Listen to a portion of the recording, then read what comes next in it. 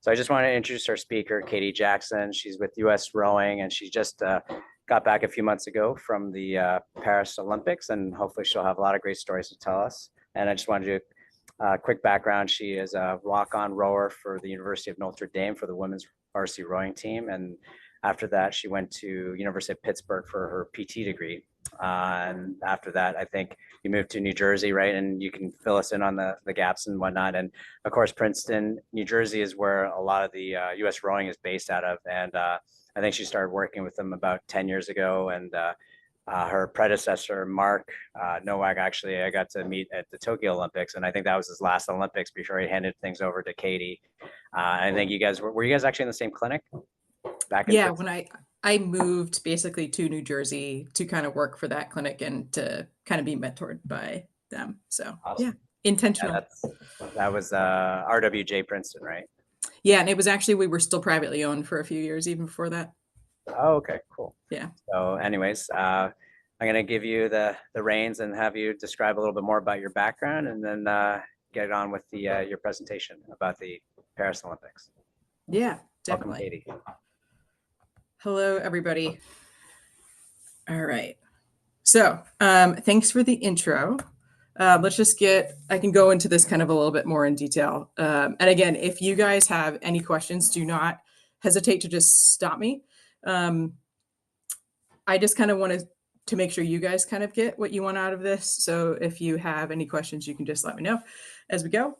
Again, I went to Notre Dame undergrad. I ended up rowing and was a walk-on rower. So if you're not super familiar with rowing, especially on like the women's side, because of Title IX, it's become a really huge sport and the teams are very big. And a lot of times they counteract kind of like what football does. So it's a huge opportunity to start a sport as you get older. And rowing is a sport where if you're pretty athletic and you don't mind torturing yourself, you can still be pretty good starting later in life, which there obviously aren't too many sports that are like that now. I'd say that probably still half of our national team athletes actually just learned how to row in college, which is kind of amazing. So I did my college there. What was kind of interesting, and I just made a little note of this, is I did a summer internship with the Pistons before my senior year of college. And that was actually coming off of a year that they had won a championship, which was awesome. But I bring it up because I think when you get into sports, you have to be creative, I think, with how you kind of get your foot in the door. And for example, this internship that I did was technically a business internship. Like they put us through all of the different areas of working with the Pistons. So we did sales, we did marketing, we did finance things. I had to use my cousin who worked for the Cavs at the time to just get an interview because obviously I was not I'd never taken a business class, so I did not deserve to be in the room. But I used that because once I was there and I did all the business things, I reached out to like the athletic trainer and I did a lot of shadowing while I was there. I took every chance that I could to kind of look at the sports med people. So I think it's interesting in that. And I don't think I would have, I don't think I got that much out of the business part of that internship. But I think you have to be creative with taking opportunities wherever you can, especially when you're younger, getting some of those like volunteering opportunities. You never know what's going to lead into something else. And I think just being able to say that I worked with a professional team probably helped me later down the line when I was actually getting into more of that in grad school and starting to work with like elite athletes after that. So like Ed said, went to University of Pittsburgh. I also coached there, which was great. So I got to start working with athletes right away. We were a club team, so we didn't have access to the athletic trainers. So I was able to kind of still continue to use some of my skills as a student. While I was also there, we do a lot of clinical rotations at Pitt, and I was able to meet some people that gave me opportunity to work with the Penguins for a few years, which was great. We just basically helped with their like spring training clearances. So there were a couple like PT stations that we ran all the guys through. But again, that was like just another experience. You get to kind of meet people. I did get the UPMC sports residency position when I graduated. And that was primarily working with the Steelers. You also worked with like some Pitt athletes, and then they had you just work in like general high school positions.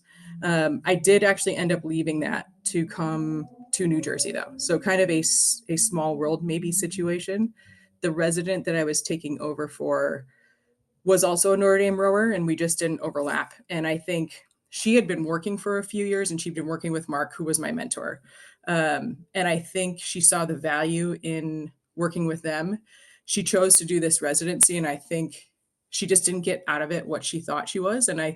She was kind enough to literally take me out to lunch and kind of give me some options of, there are things that you can get out of doing this residency if you want to stay in football, if you want to do, like, it looks good like on a resume. She's like, but I think you'll learn more if you actually go to work with these people in New Jersey. And she's like, I already told them about you and they're waiting for your call. So I ended up actually taking the position out here. At the time, my clinic also had the contract with US Rowing. So I was leaving the residency position knowing that I had a very good chance of setting myself up to obviously like continue to work with like elite sports, but it takes a while, right? So it's like I moved to New Jersey in 2011. I started volunteering with them. I started kind of covering the athletes when Mark was traveling or they were away, or the athletes that were injured and kind of out of the picture a bit. But it took me until 2016 to start traveling because there just wasn't an opportunity past what like Mark was doing. And then it was a lot of U19 and U23 events. So I wasn't really working with I wasn't traveling for like senior team events, but I still think that was valuable because I think working with the high school and the college kids, you learn a lot about having to manage athletes you don't know, usually in a little bit more pain, because when you think about how their training works and their summer works, those students were finishing their high school and college seasons and then going into a summer of crazy selection and then going to like world championships, which obviously we know about most sports. When you don't take a break, bad things start to happen. So by the time I was seeing them at world championships, it was usually like managing acute issues, kind of just getting them through racing, the education part, and then making sure that they were following up with people that they needed to when they got back to their like home state and teams and things like that. So that's kind of where my coverage began. And then, like Ed said, after Tokyo, we made a transition, and that's when I took over as the head for the Princeton Training Center. All right, so a little bit of just the background on the U.S. Rowing, just medical committee in general. So we are a group that is primarily just MDs, PTs, massage therapists. We had a dietitian.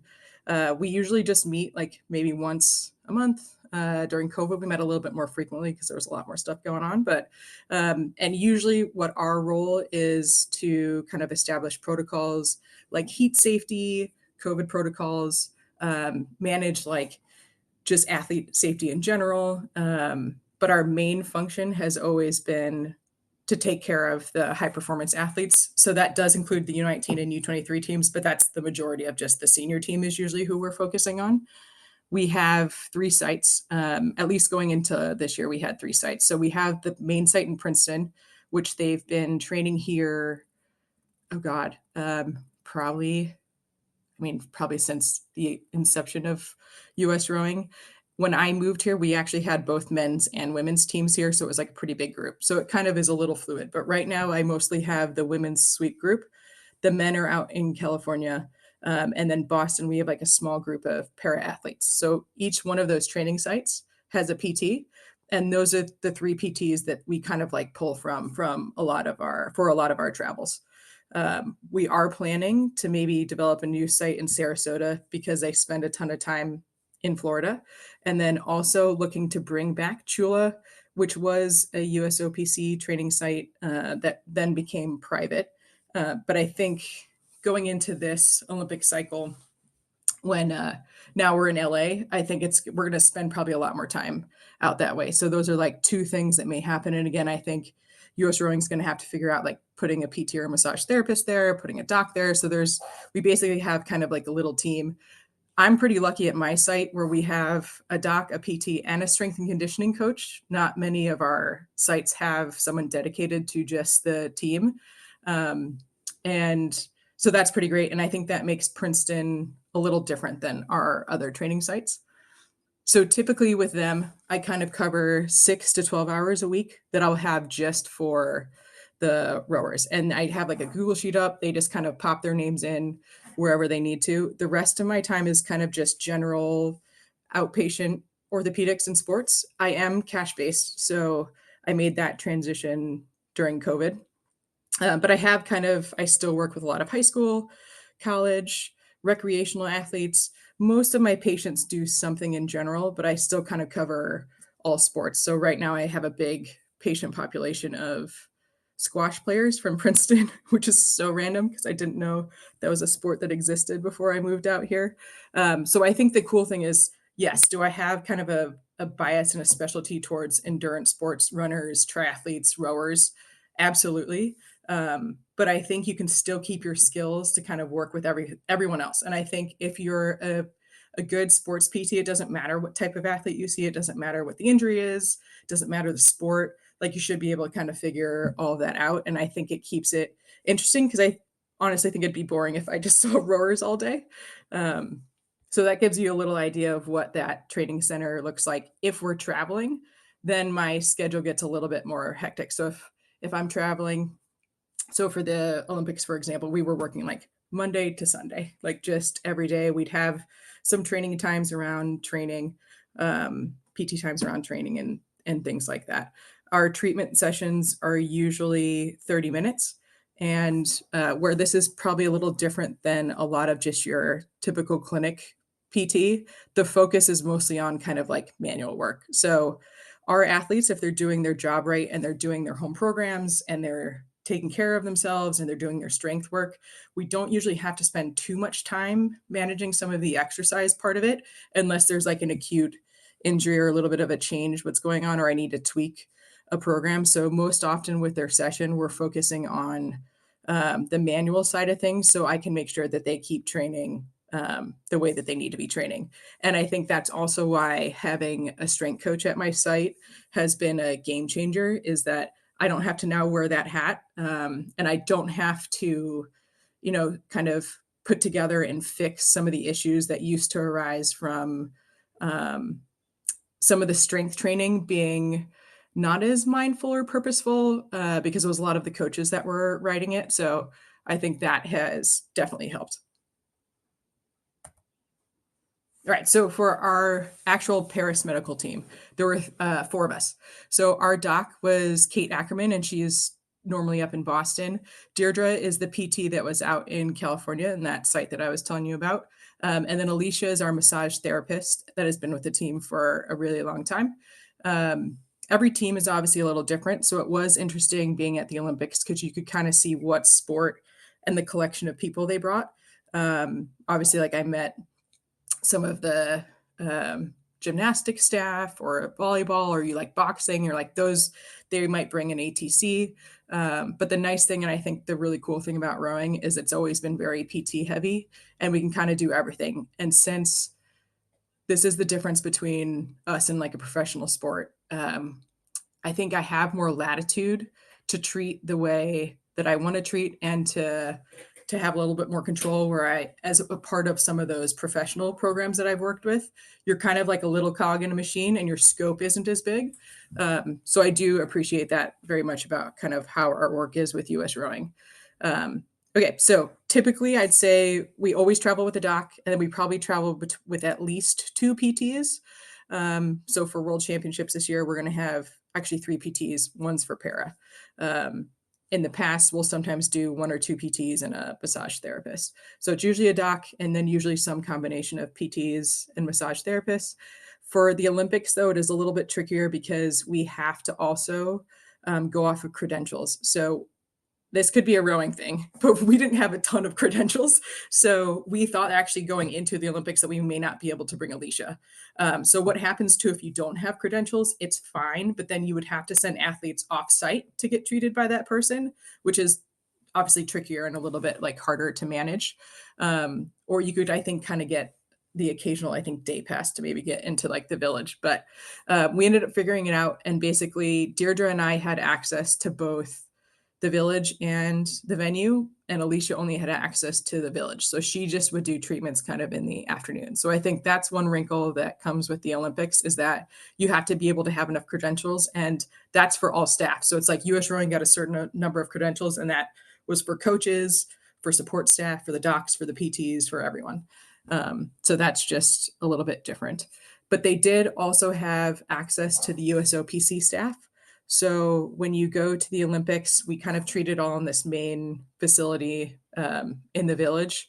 You had the individual people that teams would bring. So swimming and track and field brought their own people. Gymnastics brought their own people.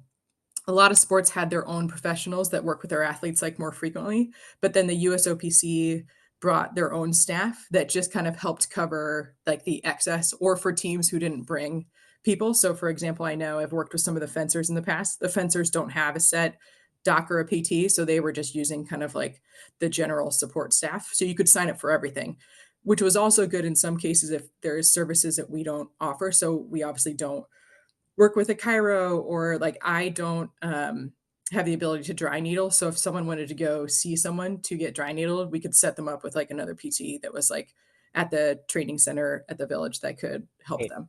just a quick question. Yeah. Do all the teams have to, NGB teams like have to treat in the polyclinic?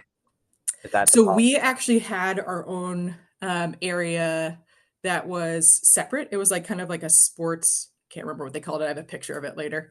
It was like a sports kind of section. So we actually weren't that close to where that polyclinic is. But yeah, everyone had access to it.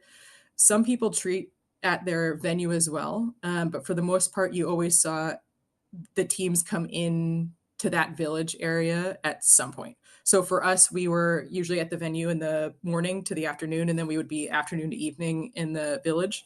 A lot of it depended on your sport. Like for example, I was chatting with some of the volleyball, the ATC and the PT, and since they competed normally at night, so sometimes at 10 o'clock at night, they were in the training room till like 2 in the morning, because the athletes would compete, the athletes would go eat, and then they'd finally kind of like catch up for rehab. So I think that's the first time I was thankful that rowing is very early in the morning, but at least at a kind of reasonable time. But typically, like when you're away with like US Run, you guys have just treat in your own rooms. Like there's a treatment room that everybody goes to. That's close. Yeah, so I think in the past it's been a little different. I think we've been more mindful of the fact that we need to have like an open treating room. So there's usually always, whenever we travel, a dedicated treatment space. So for us, sometimes there is something at the boathouse, and if we're at the hotel, then there's like a common area space, whether it's a conference room or some separate rooms where all of us can kind of treat together. Yeah, we're never kind of just in individual rooms. So we're always in a clinic space, but it's not necessarily like clinic space you would think that we're used to just in terms of like a PT clinic, because it's not like there's like any equipment, right? So it's just us. At least I didn't have to bring the tables this time. We brought the tables for the venue. But it's usually me carting around a table and then kind of bringing some bands, bringing lotion, bringing like the tools that I need, and then just kind of like going from there. Yeah, I know there's been a move towards like, having like treatment all in the same area because they don't want people in closed rooms anymore, and it has to be Yeah. open, and, but given some of the stuff that's happened in the past, and I know they've made a move for that. I wasn't sure if it was just COVID, but I think that's the general trend with most teams now when you're, especially at multi-sport events. Oh yeah, definitely. And it was just kind of like, it was a big room. There were some offshoots that would have, but there was always at least a few tables. So we tried to get some of the more secluded areas if we could, just because it's nice to kind of just work and it not be so crazy, because the training room would get pretty loud and there'd be like a lot of people kind of at times. And I could see also part of why they'd want to do that too. Like obviously the rowers are the rowers, it's not like there's anyone that's super visible that's like on the team. But at one point in time, I was off in a side room and it was like me and Simone and her PT. And I was like, I could see why she probably wants to be a little bit more secluded and like off by herself a little bit. So it was a cool dynamic of you got to interact and with so many athletes and so many of their healthcare professionals, which I think was great to collaborate with. And there was also just a lot of camaraderie that I didn't expect between the teams. But yeah, so it is, you kind of wanted to try to carve your own space, but it was hard too. You had to kind of fight for For the tables a little experience, bit. right? You've seen rowers all year round. It's kind of nice to see other athletes, especially ones that are like Simone Biles or some other like Michael Phelps. Like it's kind of cool that you're eating the same cafeteria, those guys, right? So Oh yeah. And they had, you could tell like the teams that had a little bit more priority. So, and it's a lot of the teams that were of a certain size. So like swimming and track and field kind of had their own area that they were off in, and like you could kind of use some of their space, but we tried to be respectful and kind of keep it more to them. When you look at team size, what's kind of crazy is like, so obviously track and field has the most athletes by far. Swimming only had a few more athletes than rowing did. So it's like we're basically the third largest team that gets brought to the Olympics, which was kind of crazy, but we're probably the least visible and don't make that much money. So I think that's where it's like, swimming brought 7 people. We had 3. So it's like you could definitely see for the same amount of people, basically, right? So I was like, you can definitely see what the sports, the ones that have a little bit more visibility, a little bit more funding, can definitely like do things a little differently. Cool. All right, so I kind of put this up here just to give you guys an idea of what a typical like Olympic year looks like, because I think it's great when you see like I got to go to the Olympics. It's awesome. And I think sometimes you don't necessarily see all that goes into getting them to that point, right? So this is the example. It's like they kind of started off in Colorado. They do an altitude camp. It's actually where they are right now. They're going to be in Colorado until this weekend, and they're going to go back down to Sarasota, Florida. And you can kind of see at the beginning of the year, it's like in, by March, we were kind of starting to select the team. So they were down for a training camp in Florida. I did not have to cover them while they were in Colorado Springs, but I was there for that entire chunk of the training camp and winter speed order and Olympic selection camp. They let me go home for a week, so I had a little bit of a break, but that was it. And then I ended up coming back to Princeton while they were going through trials. So the difference between an Olympic selection camp for them and what trials are is you get invited to Olympic selection camp, and there are certain boats that only get picked there. So for example, one of the big boats is the 8. That gets chosen at selection camp. Trials are for some of the smaller boats. And so what ends up happening for trials is if you're an athlete that gets cut from selection camp, so you don't get picked for one of the big boats like the 8, the 4, the quad, you can come to Olympic trials and you can try to race for a spot. And then whoever wins that spot then gets to go. Now, this is also another layer of something that's different for rowing. Just because you win our spot doesn't mean you actually get to go. So you have to qualify your boat. So the first qualifications happen the year before at our World Championships, and then there is one final qualification regatta. They call it the Death Regatta. That's in Lucerne, and that is your like last chance to try to qualify your boat. So when you're there, if you get top 2, then you get to go to like the Olympics. But what's tough is obviously like going through selection and then going through that racing that close to the Olympics. There have been people that have done it. I think Australia did it a cycle ago. There's less of a chance that if you're coming through that FOQR regatta that you're probably still going to be pretty competitive at World Championships. But our men's 8 did it. Our men's 8 had to go through FOQR and they ended up getting bronze. So it's like, so that is stressful and interesting to kind of work them through that. But that is their like last chance. So they kind of do it the year before, the summer before. Most of our boats, we already know what boats are probably going. We can finally add some people at FOQR, but those are the boats, not necessarily the people. So the people get selected when you're actually in the selection camp. For the athletes that did not participate in FOQR, they did a World Cup. And then we basically came back to Princeton and they just trained until we left for the Olympics. And what we did is we left 2 weeks prior to going to Paris and we trained in Italy. It's actually cheaper for them to train in Italy than it is to train in Princeton. So oftentimes if we're racing in Europe, we'll usually do a little training camp before they head out that way. All right, so a little just background too into what Olympic rowing is. So like I kind of said, there's multiple boat classes. So there's 7. This was the last Olympics that lightweight rowing is going to be a part of it. They're removing it going forward. So this was the last for men's and women's, the lightweight double. The race distance is 2K, and it's like a lot of the endurance races, you end up going through a progression of heats. If you don't do well in heats, you have a chance to come back out of reps and then into a semi and into a final. They are kind of randomly selected, so sometimes part of your progression may be impacted by just the luck of the draw of who you kind of get in your reps in your semis. a cool thing that kind of happened. I guess this is probably the third year. This was the third cycle that I think the women qualified all of their boats. Romania was the only country that did. The men qualified all but their quad, who lost in a heartbreaking race, I think by a couple hundredths of a second when they were at FOQR. So that's kind of like a cool thing. There aren't very many countries that qualify all their boats, and that's something that we have been doing pretty consistently. Overall, we finished fifth in the rowing medal count. The men's 4 won gold, the men's 8 won bronze, and all of our boats, with the exception of the 3 kind of listed, made the A final, which was pretty huge. I think we would have liked to do a little bit better. I think we had the opportunity to probably bring some more medals home, but I think when you get to that level, it's amazing how much you just realize like how fast everyone is, and like what can make or break your races are these like minute differences, fractions of seconds, how hard it is to actually win Olympic medal. And then this little video on the bottom, if I can get it to play. This is the men's 8 race. I snuck into the stands for this was the final race of the Olympics. So I was out of my treatment dungeon and was able to kind of watch them as they got bronze, which was pretty huge. Okay. All right. So a little bit of what our daily schedule looked like when we were there.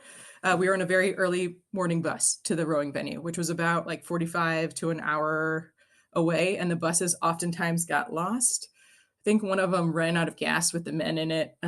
We actually had to change the finals schedule because one of the single scullers got lost on a bus, and it took an extra hour or hour and a half for him to get to the venue, which is kind of crazy. So the bus system was not great. So you had to kind of plan ahead, which is why we were basically on one as soon as we could get one in the morning, because we just figured like less likely something was going to go wrong. We completed our treatments kind of at the venue pre or post training or racing. That kind of depended on the day. We would come back usually by 2 or 3, and then we'd start treating at the village around 4. And we typically would finish up around 9. So that sports medicine and recovery center was the room that kind of had all of the treatment space. Again, pretty big. It was right next to kind of one of the more common areas that they could be in. Outside of it, there were ice baths. So it just had a lot of helpful things just too for athlete recovery. So it ended up being like a place that the athletes hung out a lot. That below is some of the staff that we were working with. Half of my pictures are in the little figs jumpsuit, and mostly it's because the athletes got so much of a kick out of it. I think we ended up wearing them twice when we were there, but they had so much fun that I feel like half of my pictures are of this sad little red jumpsuit. The one actually to the right is of me trying to negotiate all of our nutrition that we had brought. The one thing about, I think, a PT, as you are on a trip like this and when you're functioning with a team that's so big and like resources are sometimes limited, you kind of do a lot of things. You wear a lot of hats. So if we weren't doing treatments, I was taking cooling vests and water to the docks. I was making sure that we set up the little nutrition area for the athletes they have like fruit snacks and bars, and we'd get them fresh food, like usually bread, peanut butter, Nutella, like that kind of stuff on a fairly like daily basis. We also usually end up being, it's us or the docs that usually accompany the athletes when they go to drug testing. So you definitely have other roles outside of just the PT duties. We basically help out the team managers like as much as we can. In terms of the treatment, again, I kind of said we are always a little bit more on the manual side.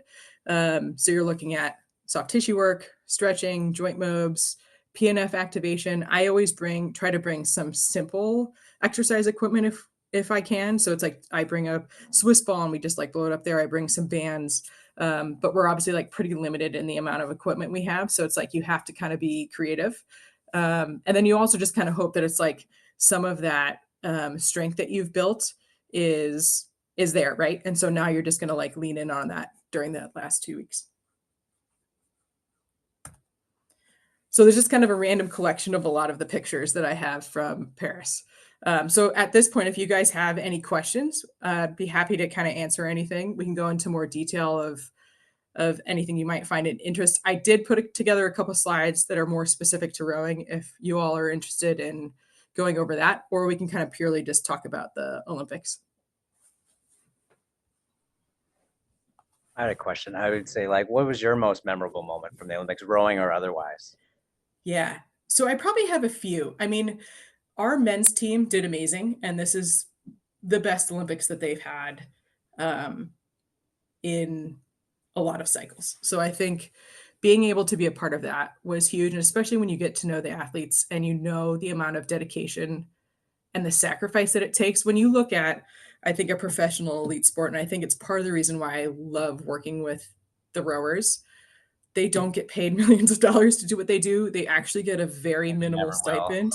So it's like they are doing this because they absolutely love it. And I sometimes look at them and I'm like, if I had their level of talent, would I want to do what they do? And I'm like, I don't know if I could, because it's like the amount of sacrifice. Like they just absolutely want to win. They just absolutely want to win. They wanted to represent their country. They absolutely love the sport. So I give them a ton of credit. And I think when you see that across most of the sports and most of the teams, I think that was cool. I also had like a pretty funny experience. The training room ends up being kind of, I think, a fun, a safe place for everyone to hang out. I think there's so much hype around the Olympics. It's like I think the athletes need a place to like disconnect a bit, like not be on social media, not look at the news, things like that. And so I think they would hang out in the PT area a lot. And one of the pictures you kind of see there is this with this little flag. It's just one of the common areas that they had where they could put on some. They could do the Normatex, they could just like hang out in chairs, but we had TVs kind of scattered around the treatment area and we just have the sports on all day. So some of the athletes would just come in and hang out and we'd be able to watch everything. Because otherwise, it's interesting how you feel like you kind of miss it. Like I came back and I think my patients were all like, well, what events did you see and what like did you do in Paris? And I was like, I worked the entire time. So it's like I think it gave us a little connection to what was going on a bit. And there's always something going on. So I remember one of the afternoons we were um, the men's gymnastics team was competing, and this was when they were going for that bronze medal.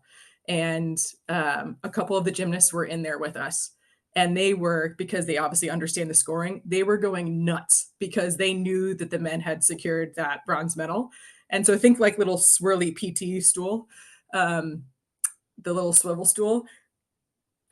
Jordan jumps up on that stool and is like just going nuts. Like she's so hyped for the guys. And I'm like sitting there watching her going like, if a rower had jumped on a stool, like someone's probably going to break a neck. And so I'm like, is someone going to like tell her to get down?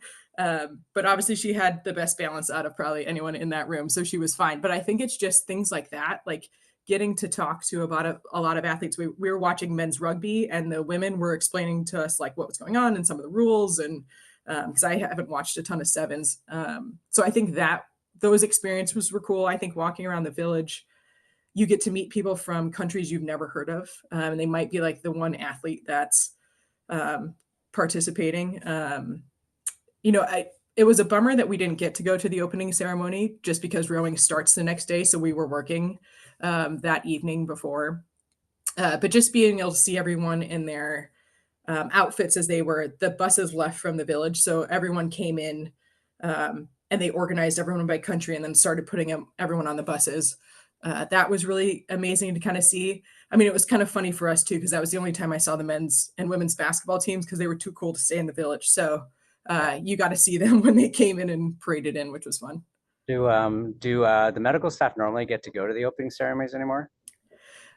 So it definitely seemed to be more limited this year. Our doc went, um, and again, it's like twofold. I think it's usually a little bit limited on who goes because we just don't have actually tickets for it. Like you have to have a pass to go to the ceremonies.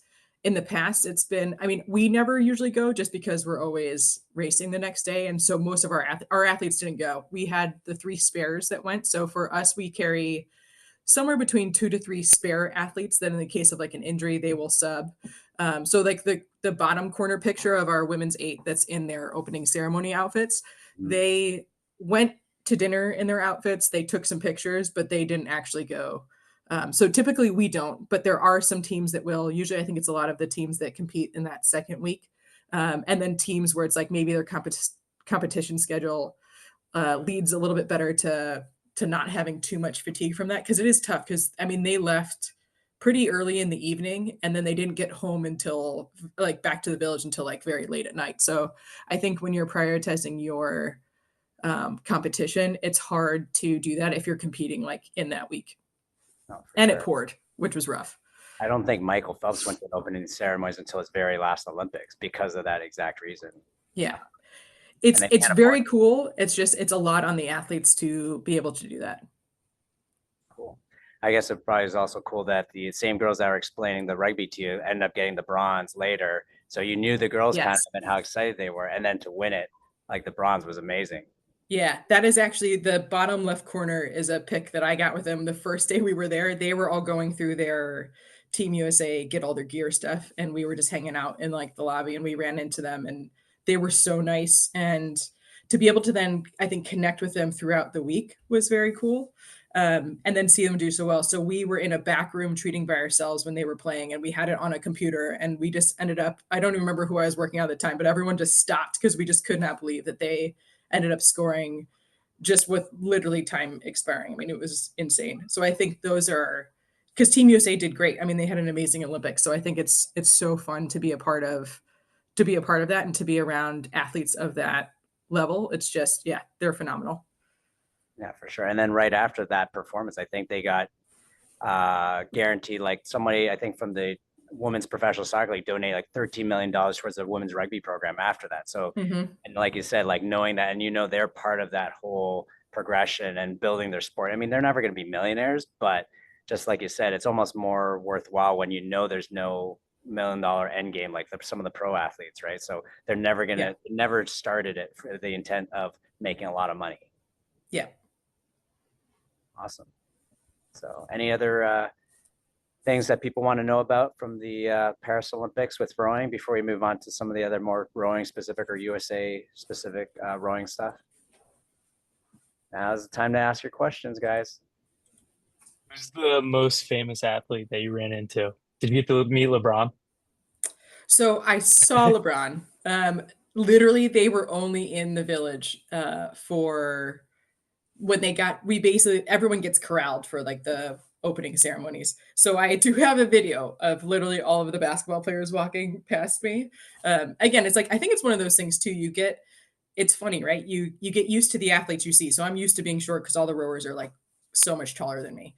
Um, and basketball players are tall, but then you see them and you're like, you guys are massive. Like we ran into the South Sudan guys. They were huge. It's like in the same, even it's like the flip side too of the first time I met Simone, I'm like, she is so little, like so tiny, so strong. But you're like, it's interesting when you see the athletes compared to other athletes because I think when you're used to watching them on TV, you just see their size respective to each other, and so you don't get a good idea of I think like just their true nature. And it is kind of crazy when you start to see some of them in person. So yeah, we saw them when they came in.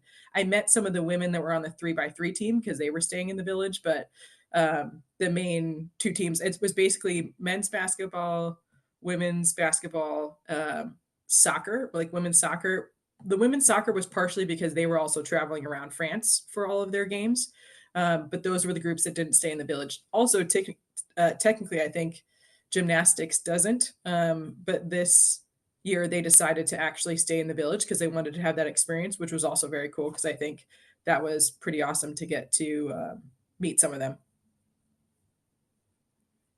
Yeah, but just because LeBron and the U.S. team was there, there's a lot of other NBA guys that are in the cafeteria that you'll see, right, from the other Yes. countries.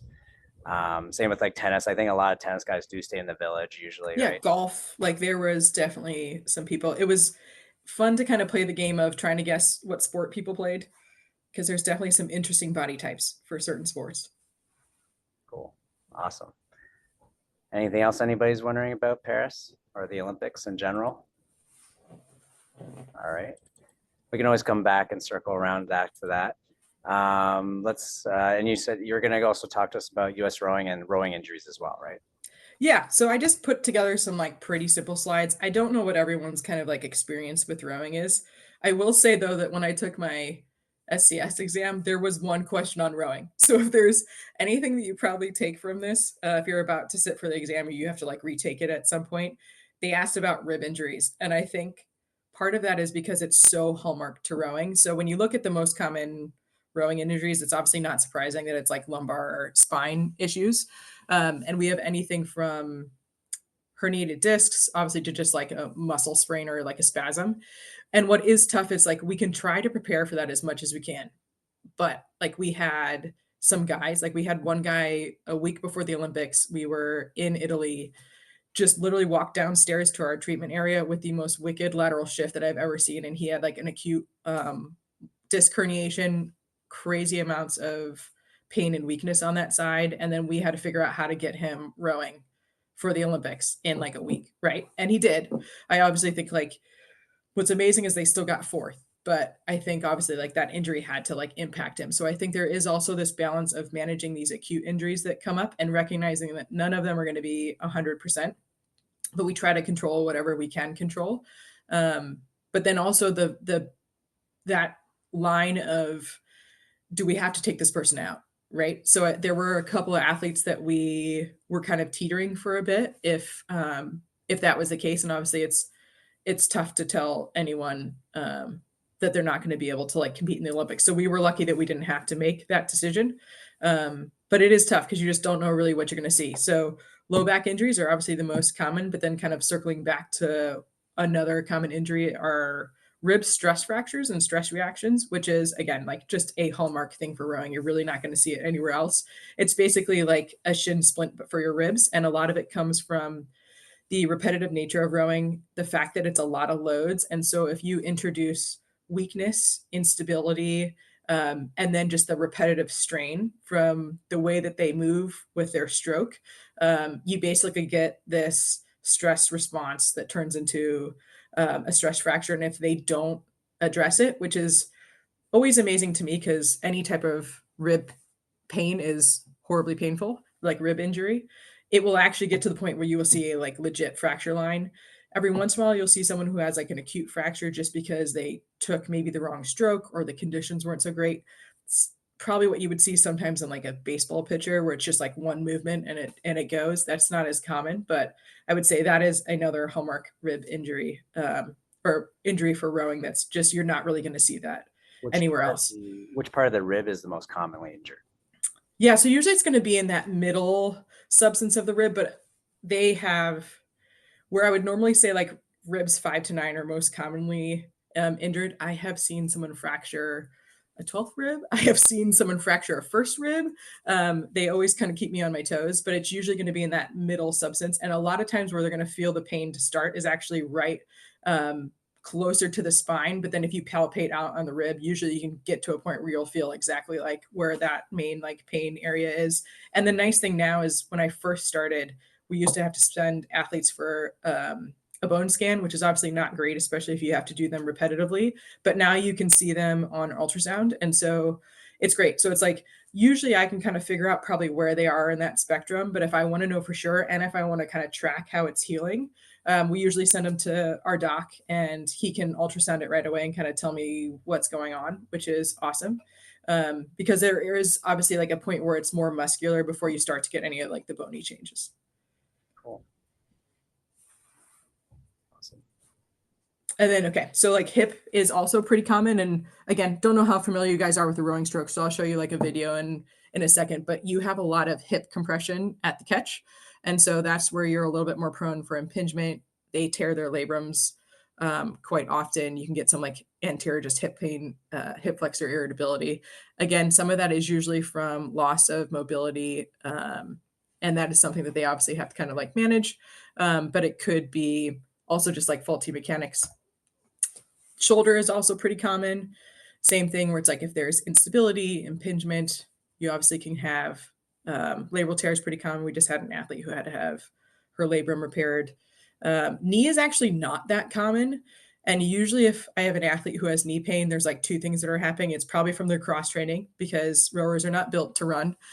So sometimes it's if they're running a little bit more, if they're biking a lot, or if there's something off with their tech. Very rarely should they have knee pain. And then like you would kind of expect a lot of forearm, wrist and hand issues, again, all kind of overuse related. You will also have to kind of take care of their hands in general because they get really bad blisters and really bad calluses. So kind of what we were chatting about before, what some of the risk factors for rowing are. I'd say the hands down biggest reason is poor technique or poor posture, like when they're rowing. The elite team, so it's like our senior team, is a little less prone to this. Like obviously, like they are operating at a much higher level. But when you look at our college kids or you look at our high school kids, that is probably the main reason why they are coming in to see you. So especially if you do have some rowers that you treat or you do come across one, especially that's in high school, check their form, because a lot of times like you're going to be able to get them healthier, you're going to be able to get them stronger, you're going to be able to get them out of pain, but if you let them go back with whatever faulty mechanics they have, they're just going to injure it right kind of back. So I'd say that's probably the main reason. And obviously rowing is just historically very high volume. So for example, like our athletes would train twice a day, they would do 2 to 3 lifts, and like the twice a day meant like 20K rowing in the morning with probably a 90-minute erg in the afternoon. So it's like that's just a lot when you think about doing that 6 days a week, plus some like intensity and like adding in the lifts. Loss of mobility. So for my guys, it's hamstring length. So it's like they can't hip hinge and kind of pivot forward on their pelvis as well, and that puts a lot of pressure on their back. They might compensate for that with their neck and their shoulders. Loss of hip flexion, and then thoracic rotation and extension. Like those are the 3 things that I'm always checking. And if we can keep those things moving pretty well, they're probably going to be fairly healthy. Strength is an issue. So that's a little bit more with my female athletes than my male athletes. And then one thing that is kind of tricky is more of your energy availability issues like REDs. More in the female rowers, and especially because we have lightweights. So now they're also managing their weight. But even for our open weight rowers, I think that's a ton of volume and a ton of working out. It's hard for them to eat what they need to eat, especially if we're traveling and they're someplace where it's like, maybe they're a little bit of a picky eater, or they have dietary restrictions or like things like that. So that's another like thing that is just something we have to consider and like look at, especially if you have an athlete that has repetitive injuries, and probably falls into maybe one of those like categories. We do have a dietitian that works with the team, and so she is amazing, and she helps them figure a lot of this out. And they're also like kind of keeping track of some of their metrics. They're doing kind of blood work more frequently, so there's ways to stay ahead of this. But I think that's also like a tough issue, especially for our new athletes to like the training center. Any questions on that so far? All right. So I did put a video in here of what I think what great erg form looks like. So this is one of our lightweight athletes. So as you watch her, this is like a slow-mo video. You can kind of see the sequencing that we're talking about. And so it's like, if you look at her head position, everything is going to kind of stay in line. So what I'm looking at is like, do you keep that kind of neutral spine where it's not really tucked and rounded? When she gets up to the catch, is she getting good compression of her ankles? Shins are vertical. She's got good hip flexion. And when she engages here, look how strong that scap is. She doesn't open her back early. She uses her legs. So especially now, we'll go through the front part again. When she's at the catch, that first movement with her hips is just to drive backwards. So she's taking all of that load through the hamstring and the glutes, and not kind of opening up and letting that go to like her back. So this would be like perfect kind of rowing form. She's nice and relaxed at the finish. She's super strong. She's not, if you look at her finish position, I can go back to that a little bit. She's not overextending. It's like she's still super solid at her core. So she's not extending so far that she like loses that engagement. She still stays really connected through her feet. So this would be exactly kind of what you'd want to see in your athletes. Now, they don't have to be perfect. It's kind of like our runners, right? You see a lot of elite runners who probably have some gait issues that in some people you might change, but for them it kind of works. It doesn't need to be perfect, but especially if I have an athlete that is injured, then I'm trying to figure out if there's something in their mechanics that is predisposing them to that. If you ever do have a rower, I think a good way to kind of help them check some of their technique, because I think the high school kids, they're just new. They haven't learned too much about it. They haven't taken enough stroke. They're also still growing into their bodies. They're not physically as durable yet. I always kind of give Concept 2 as a link. So if you go to their website, they have things about tech, and they go through the common issues that you would see. So for example, let me find one that's good. Okay, lifting with the back. So it gives you like a visual of what athletes probably going through. Now, what I kind of showed you before is where our athlete was staying pretty closed. She's swinging open really early. And you could see how if you do that thousands and thousands of time with load on your oar, like why that would hurt your back, right? So that is a great resource if you have any rowers and you want to kind of go through some of their tech or through some of their form. I will also usually give drills, which I think the Concept 2 website actually also gives some ideas of like sequencing drills. So you can help them with that leg drive. You can help them with kind of the hang until they body swing. I think the tricky thing with erging, there's a lot of volume. They get tired. It's easy to kind of fall into some poor positions, and there's no negative response to if they don't row well. Like in a boat, obviously there's going to be a negative impact to poor form. They're going to catch a crab, or they're just not going to be as fast. But on the erg, you can kind of get away with murder a little bit. So I think sometimes teaching your youth athletes the things they need you to take care of themselves, and then why it's important to actually make sure that they're like moving well. So it's like you have this high school kid that's growing, he's gotten really tall, but he like literally can't even, touch his shins. Like he has to work on his hamstring length, because if he doesn't, there's just no way he's going to be able to row well or row without having pain. And I think the coaches sometimes don't understand that connection. They can fix the form, but they can't necessarily help you figure out what you might be able to do to like manage it if it's not just a form correction.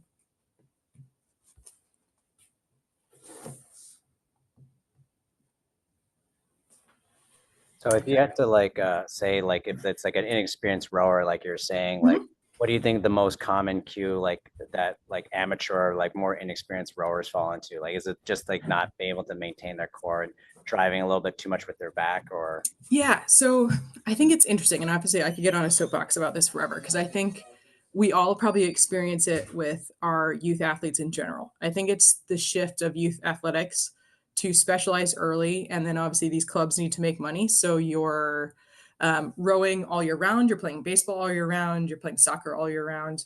And so I think what ends up happening is like there's not as much of a as much of a break. I think rowing, you also have this issue that it's this trickle down effect. The colleges train like the national team, and then the high school kids train like the college kids. So these high school teams, like I had one of my high school kids literally tell me this the other day. They did 110 minutes of steady state. That national team doesn't even do that on a Friday. So a high school kid that doesn't have the flexibility, doesn't have the muscle strength, is still kind of learning the tech to do that much volume. I mean, you're absolutely going to break. So I think that's probably the main cause, is the overuse part. But when I see their tech breakdown, there's usually a couple things. They definitely open their back too early. So you'll see people that can't get into that catch position and keep their pelvis, that sacral tilt kind of forward. And then when they get into the catch position, because of that, they can't really access those powerful muscles kind of coming into the drive. So they're going to open their back a little earlier. They're going to get a little bit more like quad dominant. You also see people because of that. So as soon as now you swing, you've lost your tension, and you've lost kind of your ability to hang. So then they're going to break their arms a little bit earlier.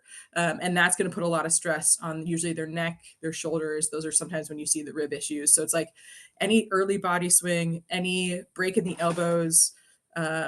You also just see like really rounded spines. And that's the kind of stuff that you kind of want to fix. And I think the tricky thing is that coaches sometimes looking at an athlete, they're not in pain and they're rowing like that and they're fast, they're probably a little less likely to change it. Where it's like one of us would look at that athlete going like, and you don't even have to know that much about rowing, right? And you just like look at that person, you're like, you would never deadlift that way. So like, why would you ever take thousands of strokes that way? So that's also, I think, where the strengthening comes into play too, is like those kids also just need to make sure they're doing the things to support, which means good warm-ups, good cool downs, appropriate like strength work, probably focusing on some of those things that would help with rowing. And I think the tricky thing is just our high school sports are a little limited in what they're doing with that right now. So that's about an hour. Any other questions for Kaity for her work with rowers in the Paris Olympics? I was just gonna ask, so going back to that acute back injury, that one of the Mhm. rowers had, what kind of goes into that, and getting them prepared as quickly as possible, especially when you're in like a time crunch? Like, there's a Right. lot of modalities, active range of motion, stuff like that. So we don't bring anything with us that is like a modality. So a lot of that was initially trying some self corrections, and you just have to get it to calm down. So usually there's also medications at that point that are going to get thrown in. We did put him, I think, on at least one steroid taper. We may have needed to do two. And the tricky thing about that is at some point in time when you get closer to the Olympics, the amount of substances that you can use, you can't. So it's like, so I think he had to get a TUE, which is basically like if they would have drug tested him, he would have been cleared for having that in his system. Same thing with like there's a no needle policy. So at some point in time, you can't do a steroid injection or anything like that anymore. And we were in Italy. So you're like kind of like limited in what we could do. So we ended up ordering a back brace on Amazon. We ended up, so he kind of just lived in that when he was like not in the boat. He was also not the best athlete about taking care of himself. He has had histories of this before, and I think he just hopes it doesn't happen at the worst time. And obviously it did. Um, but a lot of it was kind of calming things down. So like acutely calming things down. So it was hot in the beginning. There was like limited things we could do. We had him try to do some like shifts. We had him just try to like do gentle traction by just like hanging on a door. We would do some soft tissue work to kind of loosen things up. But I think if you've done that before, you sometimes know when it's in that much of like an acute spasm, it's hard just to loosen that up with soft tissue work. But we would basically work on him in the morning, before his training session, after his training session, in the evening.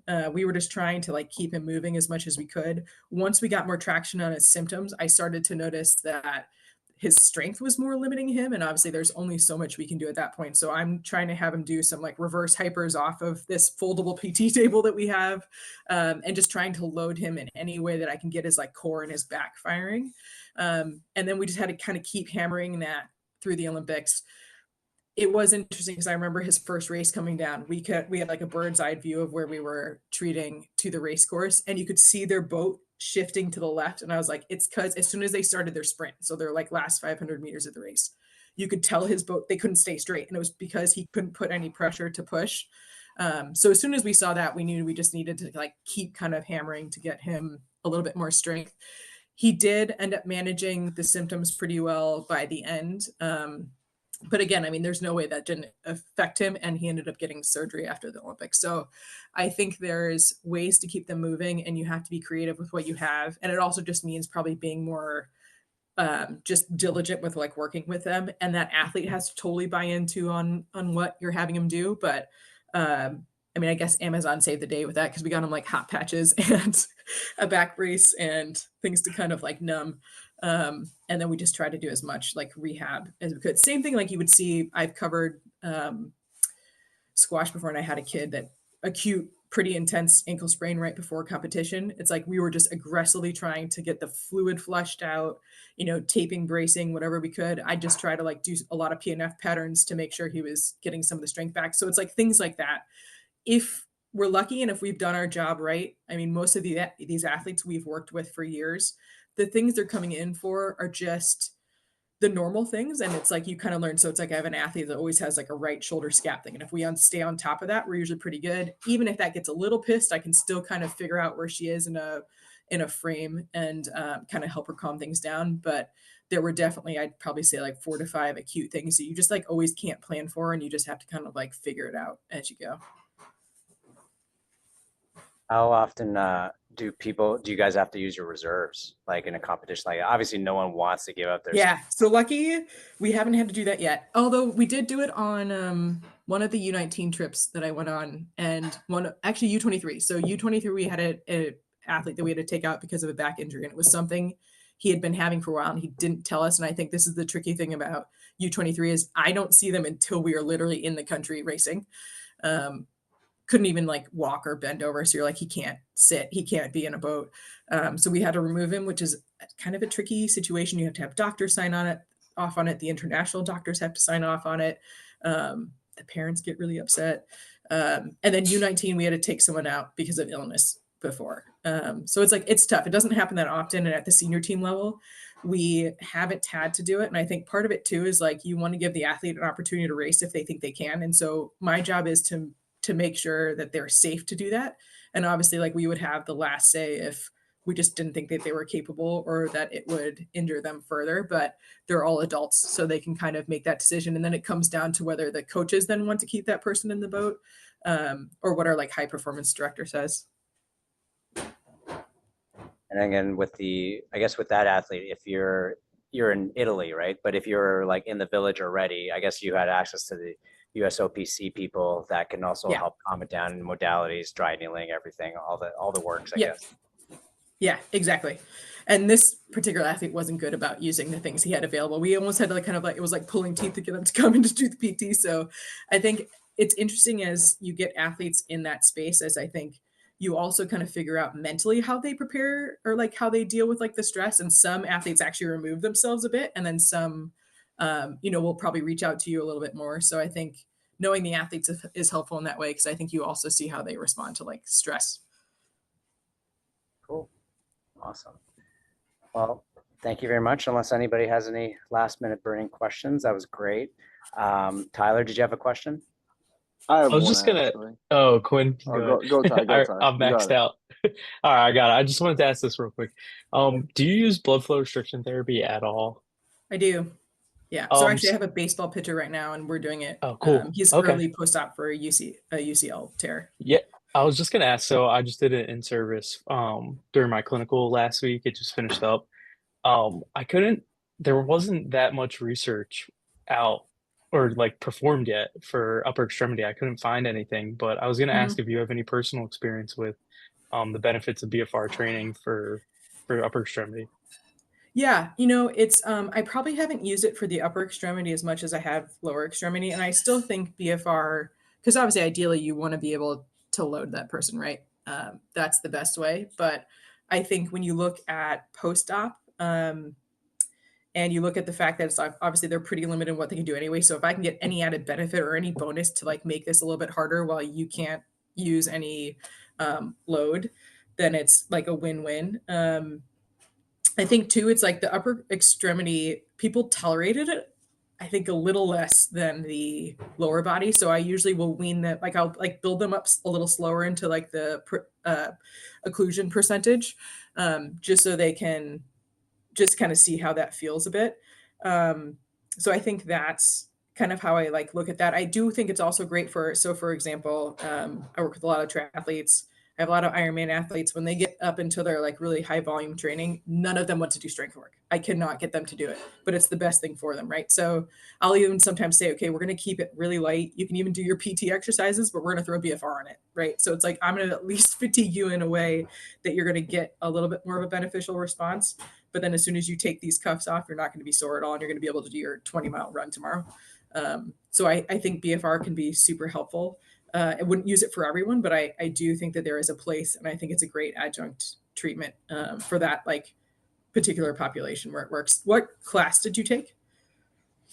It was just during my clinical rotation. So I Okay. just had to do like a presentation on something that, like I just presented a few like topics to them, and they said you can do blood flow restriction therapy because we don't really know too much about it. So I just kind Yeah. of just presented it to this office, and a lot of it was, I think, post-op ACL. There was like a ton of Yep. research, but Yep. most of it, it's like further down the line, like after 9 weeks or so. It's not any different than conventional physical therapy, but they were able to move more earlier, decrease like swelling, decrease pain, all that stuff. But that's kind of cool, relating it to I guess like the strength and conditioning part of it, especially like in season athletes, and Yeah, like and kind of you can use decreasing the it load. for endurance too. So it's like there are protocols for if you want to have someone hop on a bike and use it. So it's like, are there ways to keep fitness? Again, like I can't, let's say I have a rower that's injured that can't erg more than 20 minutes, but they can do like, you know, 4x5, and I can have them do it with BFR. Does that at least help them keep some of that fitness? One of the classes I took, there was the guy that was teaching it worked with swimmers, and he would have to swim with it on. So I think there's a lot of potential there, and I think it's figuring out how it fits in your practice. And then, but I do see it as a very valuable tool. I think it can be absolutely helpful. and a game changer, especially for like early rehab and post-op before you can really start to load.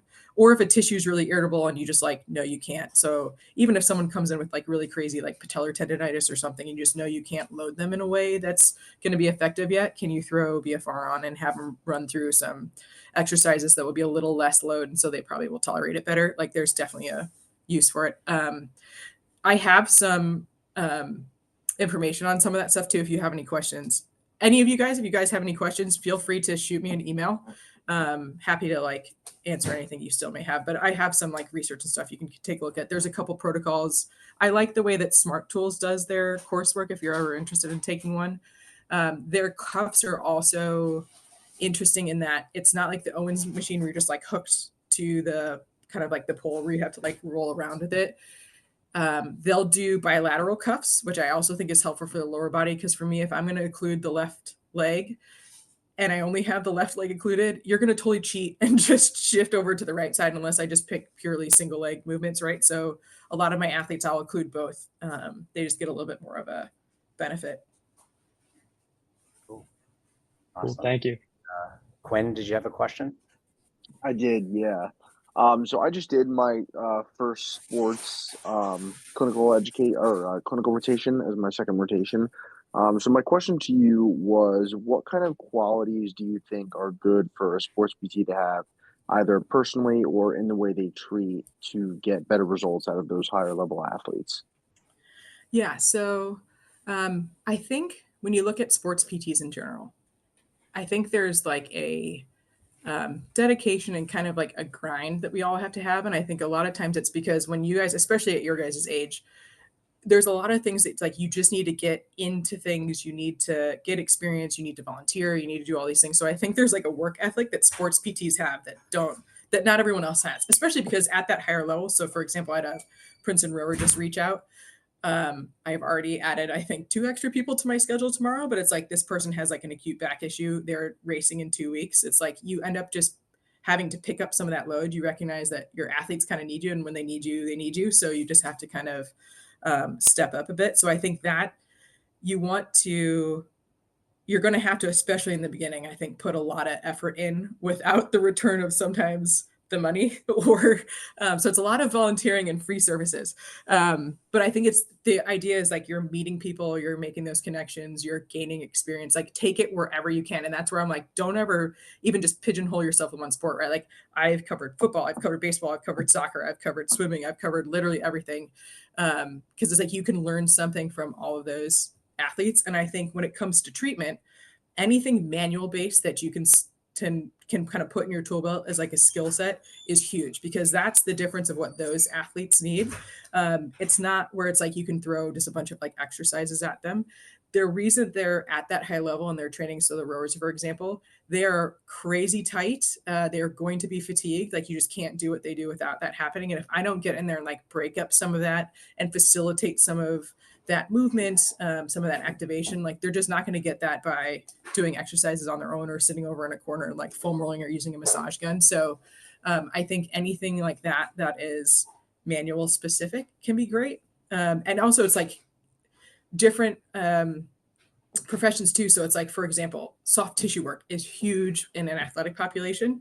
I was fortunate enough that I learned it in one of my first clinical rotations because I had an ATC or a PT. My clinical instructor was a PT who was an ATC, and then he also got trained in massage therapy. So he would teach me like a little bit every day. And then I learned a lot from Mark when I moved to New Jersey. But it's like, reach out to a massage therapist, take one of their classes, right? Like you can pick up skill sets from a lot of different professions. I think it's the best thing about PT is we can do a little bit of everything. And so it's like just kind of develop a lot of those different skills that you can pull out.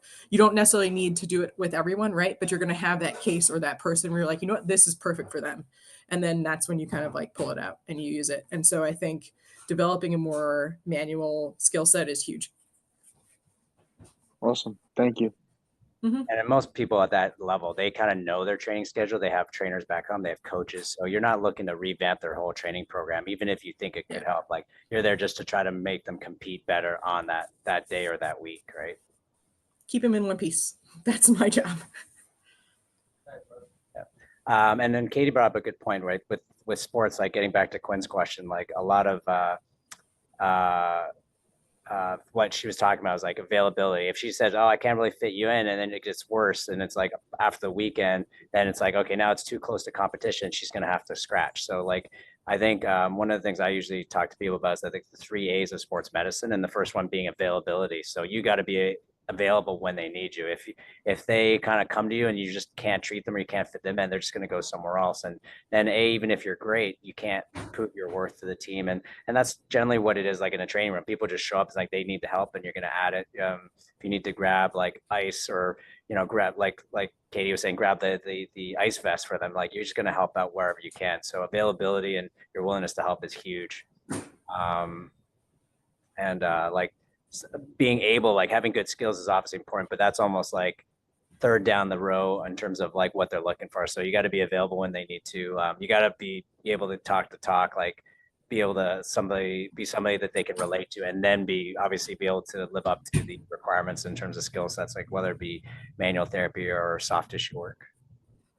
I remember laughing because someone at some point I think had told me that it needs to be someone that you could spend living with for like a month. Because a lot of times in Italy, I shared a room with our dietitian. Like you have to get along well with people. I think you have to be a good team player. I think there's like some of those intangible things that has nothing to do with PT, but are definitely important when you're in a situation like that. It's like small Italian rooms where I could probably touch her bed if I was laying in mine. So you got to be good to get along with. Cool. All right. Unless it's been just over an hour. Anybody else have any other questions before we wrap things up? No? All right. And if you do have any questions, I'll put up as long as Katie's okay with it. I'm going to post her email at the end. And just so if you guys do want to reach out to her, just reach to her indirectly through NJSportsPT@gmail.com. And then we can always forward the questions on to her and she can get back to you. Otherwise, we're probably just going to wrap things up. And then thank you very much, Katie, for sharing your time and experience with us. And it was awesome having you. And then thanks for having me. I'm sure there'll be other questions that people probably forgot to ask, but like I said, I'll forward them on to you for later. All right. Sounds good. Thanks a lot. Have a great night, guys. Thank you. Thank you.